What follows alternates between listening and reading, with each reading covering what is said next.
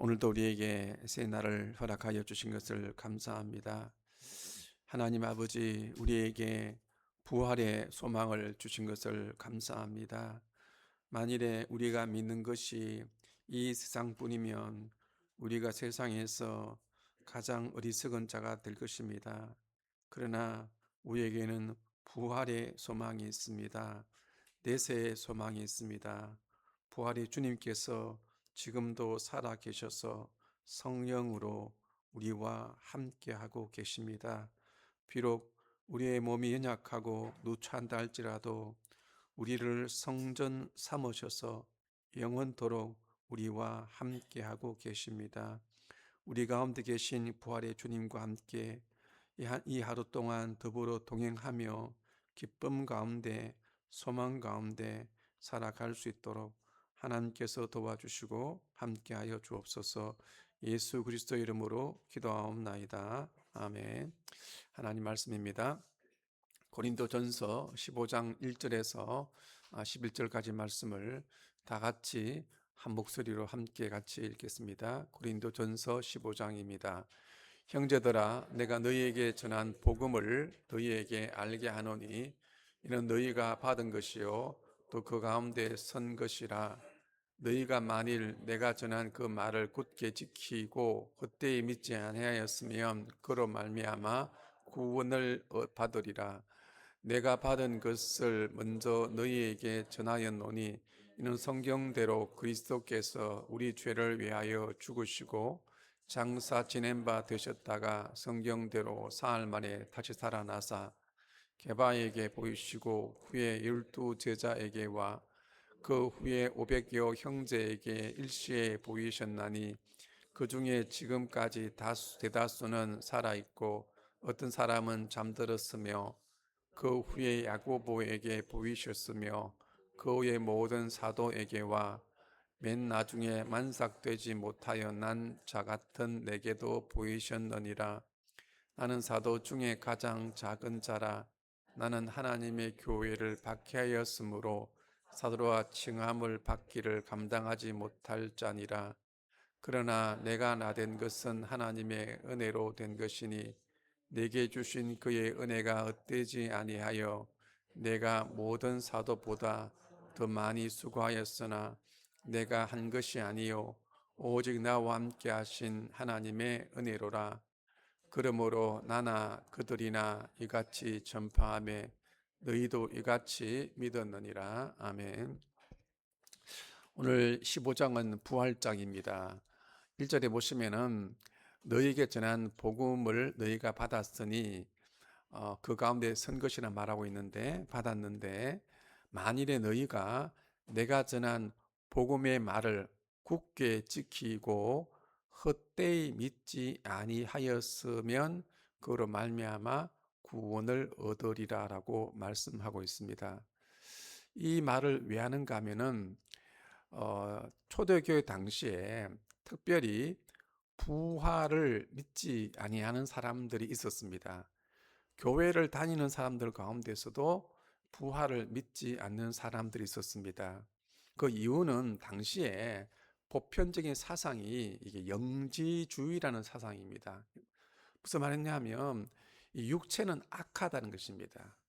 이 악한 육체가 어떻게 새롭게 부활할 수가 있겠느냐. 그래서 그들은 생각하기를 우리가 죽으면 우리 영혼만 부활한다라고 그들이 믿고 있었습니다. 그렇게 된다 한다면 우리가 믿는 복음을 헛되이 믿게 되는 것입니다. 그러면 우리가 구원을 받지 못하는 것입니다. 내가 너에게 전하여 주는 복음을 굳게 믿고 있어야지만 그로 말미암아서 구원을 받으리라라고 말씀을 하고 있습니다. 그래서 분명히 사도 바울이 말을 하기를 복음이 뭐냐 분명히 말하기를 예수님께서 성경대로 우리 죄를 위해서 죽으시고 또 장사 지낸 바 되셨다가 성경대로 사흘 만에 다시 살아나신 것, 그것을 분명히 복음이라고 말씀을 하고 있습니다. 자, 그래서 우리가 분명히 생각할 것이 그 영지주의 영향으로 말미암아서 부활이 없다라고 믿는 사람들이 있었기 때문에 지금 바울이 부활장에서 부활이 있는 것에 대해서 분명히 이야기를 하고 있습니다. 초대교회는 어떤 그 몸이 악한 몸이 어떻게 부활될 수 있느냐라고 해서 부활이 없다 했지만 오늘날에도 이 부활에 대한 많은 오해가 있습니다. 첫 번째 오해가 뭐냐면 부활을 그죠? 소생으로 오해를 합니다. 우리 주위에 보면은 간혹 가다가 뭐 죽었다가 뭐 하루 만에 또 며칠 만에 살아난 사람에 관한 이야기를 듣지 않습니까? 아, 봐라, 부활이다. 이런 말하는데 그것은 부활이 아니고 소생입니다. 소생. 그러니까 초대교회 때도 부활을 믿지 않았던 이유가 뭐냐면은 소생으로 보았기 때문입니다. 소생은 무엇입니까? 우리가 죽었는데 깨어났는데 어떤 몸으로 깨어납니까? 이 몸으로 다시 태어난 것입니다. 그럼 부활이 아닙니다. 부활은 무엇입니까? 이 몸으로 태어나는 것이 아니라 완전히 새로운 몸으로 우리가 부활하게 될 것을 믿으시기를 바랍니다. 새로운 몸으로 부활하는 거예요. 소생이 아닙니다. 또 우리가 오해하는 것이 뭐냐면 환생으로 오해를 합니다. 환생.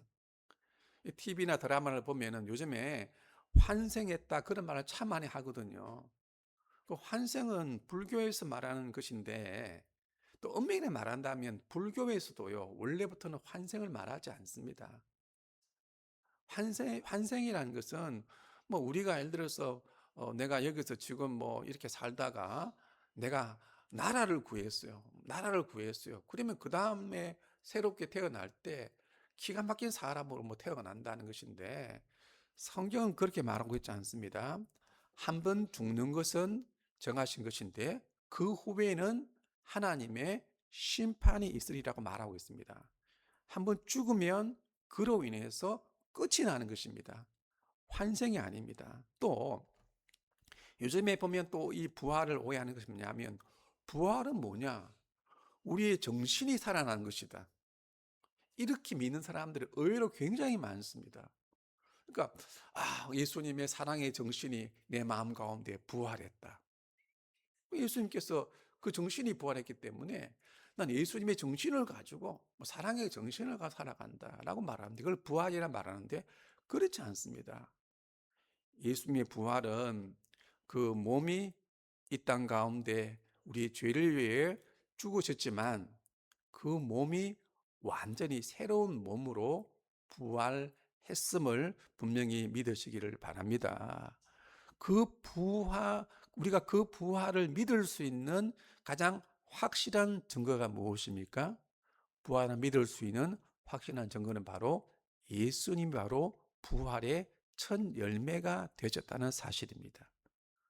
그래서 예수님께서 완전히 새로운 몸으로 부활하셨기 때문에 우리도 예수님과 같이 새로운 몸으로 완전히 부활하게 된다는 사실을 우리가 분명히 믿을 수 있기를 바랍니다. 그래서 오늘 본문에 보면은 그러면 그 예수님의 부활의 증거가 뭐냐에 대해서 여러 가지로 설명을 하고 있습니다. 그래서 부활하신 증거가 부활하신 이후에 제자들의 대표인 베드로에게 보여주시고 12제자에게 보여주신 것이 부활의 증거다라고 말씀하고 있고 그 후에 500여 형제에게 일시에 보이셨다는 말이 무슨 말입니까? 예수님께서 만일에 어떤 개인에게 뭐 정신으로 그와 함께 하셨다, 영으로 함께 했다 한다면 여러 사람들이 동시에 예수님을 볼 수 없단 말입니다.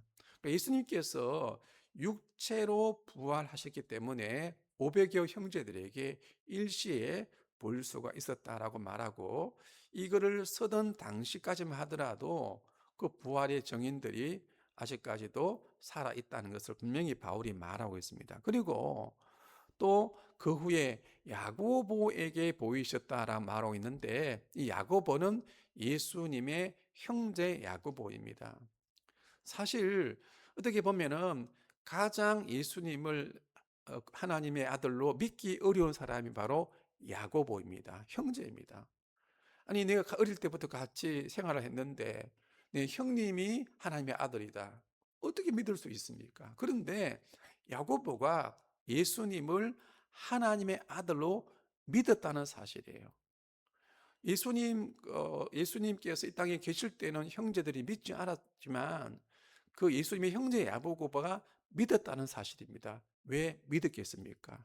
바로 야고보에게 부활의 주님께서 나타나셔서 보여줬기 때문에. 그래서 이 야고보가 초대교회에 굉장히 중요한 지도자가 됩니다. 그리고 이제 가장 중요한 것이 뭐냐면 바울이 뭐 여러 가지 말을 다 치우고 내가 부활의 주님을 봤다는 것입니다. 내가 부활의 주님을 봤다는 것입니다. 맨 나중에 만삭되지 못하여 난 자 같은 내게도 보이셨느니라.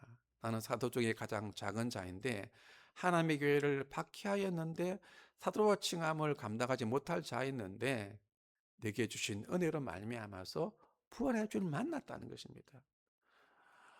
이것이 지금 사도 바울의 인생을 완전히 바뀌어졌던 놀라운 사건이 되게 된 것입니다. 그래서 바울은 자신이 직접 부활의 주님을 봤기 때문에 진짜 예수님께서 살아나셨다는 것들을 분명히 지금 이야기를 하고 있습니다. 그래서 여러분들 우리가 여러 가지 말을 할 수 있습니다.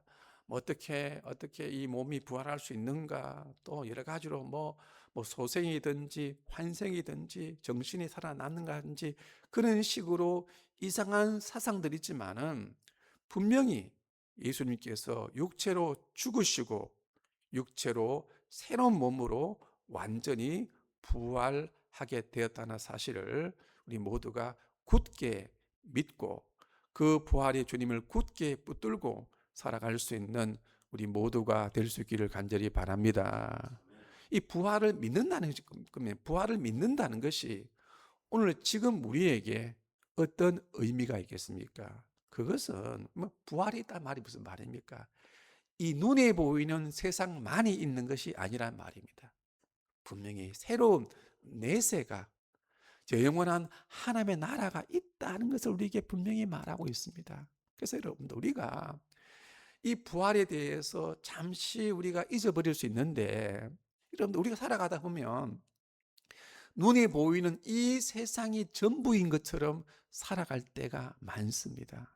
그래 여러분들, 이 세상만 있는 것이 아니라 부활 이후에 새로운 하나님의 나라가 분명히 있다는 사실을 분명히 믿고 살아갈 수 있는 우리 모두가 될 수 있기를 간절히 바랍니다. 또 부활이 오늘 지금 우리에게 주는 의미가 무엇입니까? 예수님께서 부활하셨다는 말은 무슨 말입니까?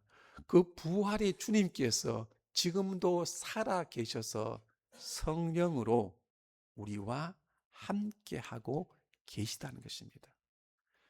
예수님께서 부활하지 않았다면 우리와 함께 하실 수가 없는 것입니다. 그냥 우리가 정신적으로 생각으로 부활의 주님 예수님을 생각하는 것인데 그렇지가 않다는 말입니다. 예수님께서 부활하셨다는 것은 그 부활의 주님께서 성령으로 실제적으로 살아 계셔서 우리와 함께하고 있다는 것입니다. 그래서 마지막에 고린도후서 13장 5절에 보시면은 고린도 교회의 여러 가지 문제를 말하면서 마지막 결론이 뭔지 아십니까? 너희가 믿음이 있는가? 너희 자신을 시험해 보라라고 말합니다. 어떻게 말합니까? 너희 안에 부활하신 주님, 너희 안에 부활하신 주님이 너희 가운데 계신 것을 믿지 않는다면 진정으로 믿는 자가 아닙니다. 다시 말씀드립니다. 예수님은 분명히 살아나셨습니다. 부활하셨습니다. 부활의 주님께서 성령으로 지금 우리 가운데 함께하고 계십니다. 함께하고 계십니다. 그래서 여러분들 우리가 이 사실을 믿는다면 이 땅 가운데서 우리가 어떤 일이 있다 할지라도 우리는 소망 가운데 살아갈 수 있습니다. 어떤 일이 있더라도 기쁨 가운데 살아갈 수 있는 것입니다. 어떤 일이 있다 할지라도 어떤 낙심과 절망과 두려움과 모든 죽음의 권세를 이기면서 우리가 살아갈 수가 있는 것입니다. 그래서 우리가 전할 복음이 무엇입니까? 예수님께서 우리의 죄를 대신해서 죽으셨지만 그분께서 살아나셨습니다. 살아나셔서 지금도 살아계셔서 나와 함께 계시고 우리 가운데 함께 하십니다라는 부활의 복음을 담대하게 증거하며 살아갈 수 있는 저와 우리 모든 성도님들이 될 수 있기를 간절히 바랍니다. 같이 기도하겠습니다.